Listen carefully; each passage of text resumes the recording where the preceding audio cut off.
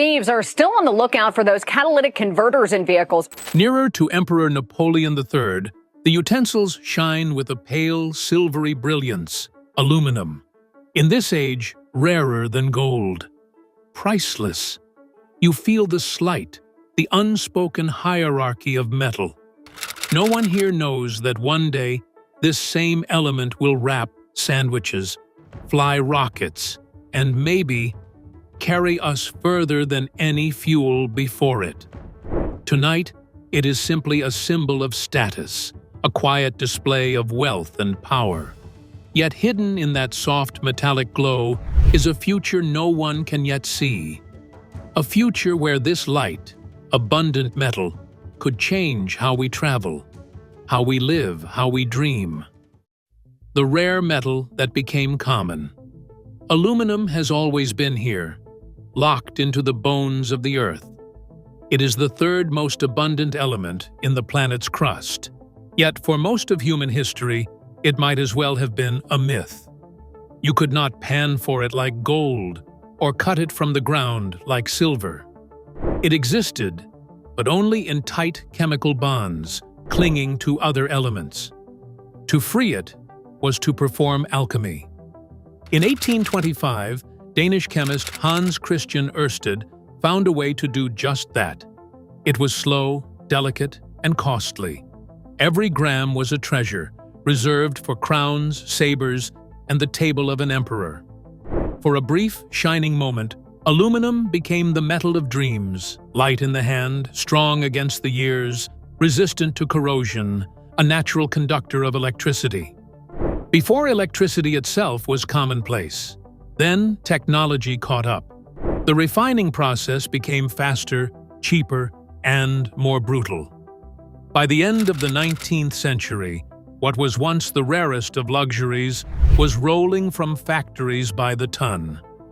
The wonder metal of Napoleon's table had entered the everyday world, bound now for kitchen foil, airplane wings, and soda cans. Its extraordinary nature hidden in plain sight. Two very different aluminum batteries. When most people hear aluminum battery, they imagine a single invention. In truth, there are two, and they share little beyond the name.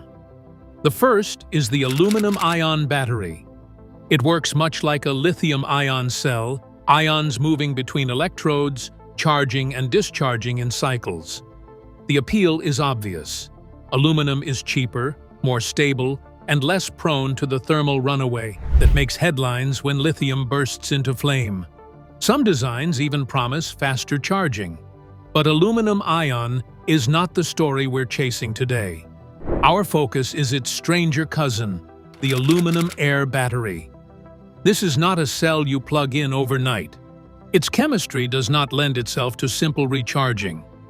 Instead, it draws energy from a reaction between aluminum and oxygen in the air.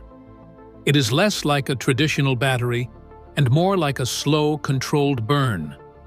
The metal itself becoming the fuel. In that difference lies both its staggering promise and its most daunting challenge. How metal air batteries work. Metal air batteries belong to a small, unusual family. They share the basic anatomy of any battery: an anode, a cathode, and an electrolyte, but with one radical difference.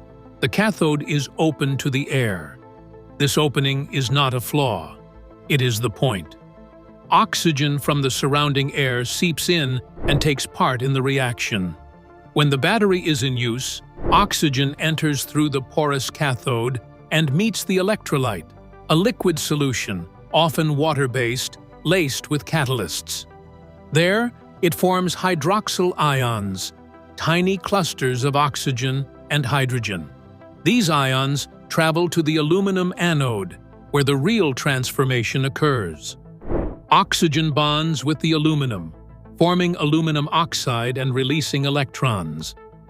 Those electrons flow through the external circuit, and the device, whether a light, a motor, or an entire ship, comes to life. But nothing lasts forever.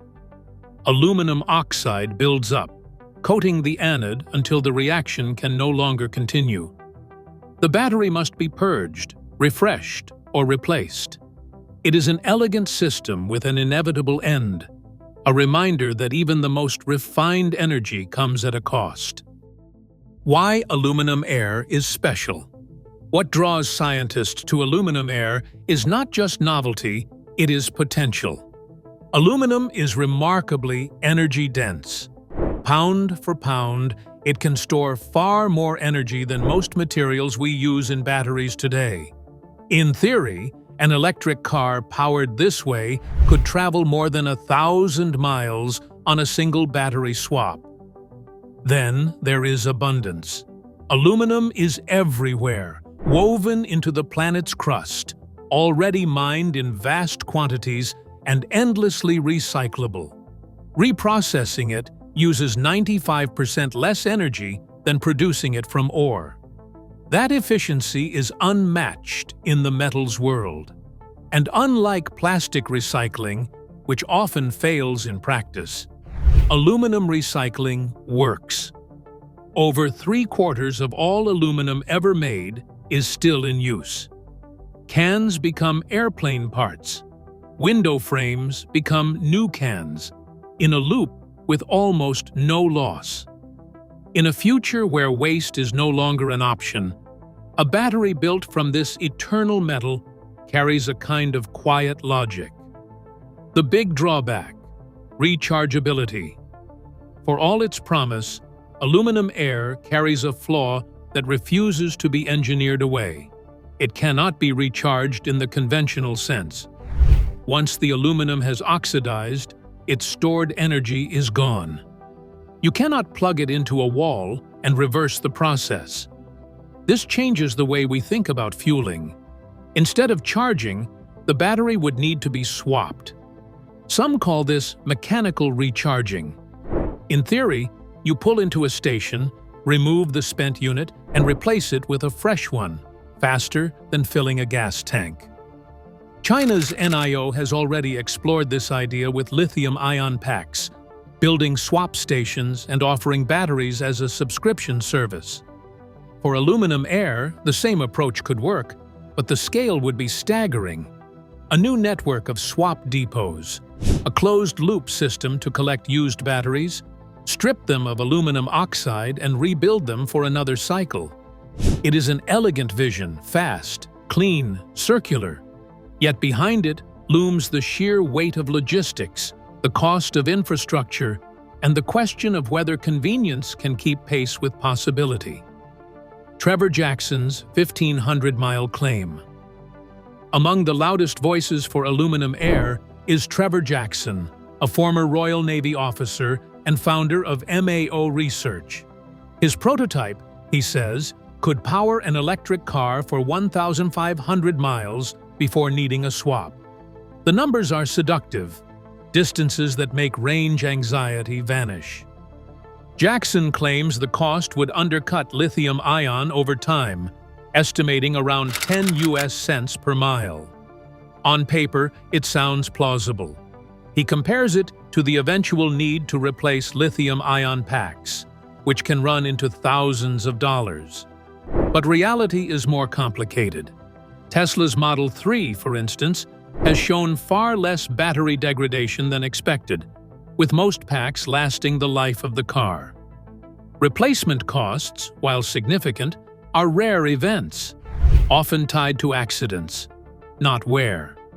Still, Jackson's pitch taps into something powerful: the idea of a vehicle with both extraordinary range and fully recyclable fuel. Whether the economics stand up to scrutiny or not, the promise is clear: a car that could outlast the map before it needs to stop. The infrastructure challenge. Turning aluminum air from concept to reality would demand more than clever chemistry. It would require a new kind of highway. Swap stations would need to rise in cities, along interstates, and in remote towns. Each would collect depleted batteries, send them for recycling, and stock fresh units. It is an undertaking even larger than the build-out of hydrogen refueling stations. Trucks would ferry heavy battery modules to and from hubs, adding their own energy cost to the equation. For drivers, the process could feel familiar. Stop, swap, go. But for the companies behind it, the logistics are immense. Aluminum Air's advantage in range may be offset by the challenge of creating an entirely separate fueling ecosystem. The question is not only whether it can be built, but whether it can be built faster than the steady march of charging networks already reshaping the roads. Beyond cars, marine applications. At sea, Aluminum Air's limitations become less daunting. Ships move on fixed routes, returning to the same ports, ideal conditions for battery swaps. In 2019, Israeli company Finergy demonstrated a containerized aluminum air system storing 5.8 megawatt-hours, potentially expandable to 7.2. By comparison, the Baltic Sea's electric ferry, Ellen, runs on a 4.3 megawatt-hour lithium-ion pack for short island hops. With aluminum air, the same space could hold far more energy, allowing longer voyages without lengthy charging stops. In shipping, where every minute in port costs money, speed matters. And with global shipping responsible for more emissions than aviation, even small changes in propulsion could ripple into a quieter, cleaner horizon. Hybrid systems? There is another path, one that blends the strengths of different chemistries. A hybrid system could pair a standard lithium-ion pack with an aluminum air range extender. In daily life, the car would run on lithium-ion, charging at home or work like any other EV. On longer trips, the aluminum air unit would quietly take over, adding hundreds of miles without a stop.